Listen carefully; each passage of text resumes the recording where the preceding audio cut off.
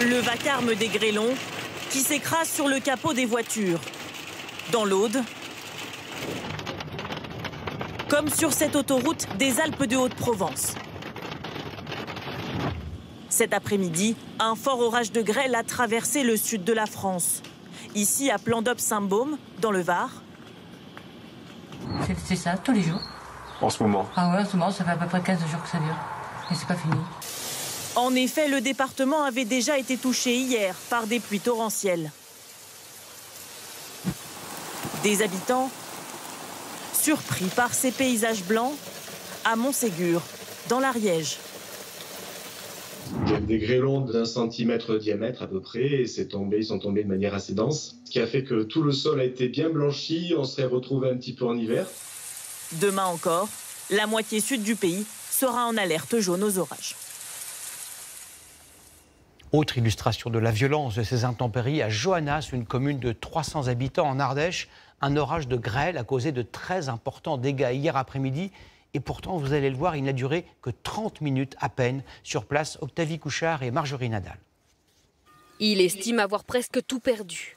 90% des cultures de Guillaume, producteur de fruits et viticulteur, ont été saccagées par la grêle. Ah, ça fait peur, c'était violent. Il y a à peu près 5 cm de grêle sur la route. Quand j'ai vu ça, j'ai dit bah, c'est réglé. Une année de perdu. À Joannas, on est pourtant habitué aux orages. Mais la grêle surprend toujours, surtout quand l'épisode est violent, comme celui d'hier soir. Moi, je connais ça en 65. Après, on en a eu des épisodes de grêle, mais beaucoup moins violents que ça. On arrivait quand même à récupérer un petit peu des fruits dessus les arbres. En à peine une demi-heure, des grêlons gros comme des cerises ont massacré les cultures. Dans le village, Gilbert constate les dégâts dans son potager. Les fraises sont massacrées, oui. Bon. Ah oui, elles sont toutes par terre. Les tomates, là-bas, j'avais une rangée de tomates. C'était des plants de tomates jeunes, hein, il n'y avait pas encore de tomates, il fallait attendre encore 2-3 mois. C'est tout à refaire. Un orage impressionnant et rapide. L'entrée de cette habitante a été recouverte par les grêlons.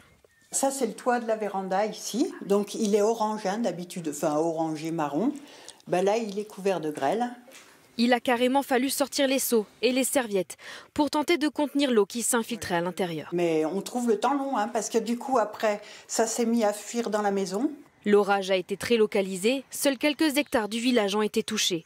À tel point qu'au camping de la commune, situé à 2 minutes du bourg, on n'a pas vu l'ombre d'un grêlon.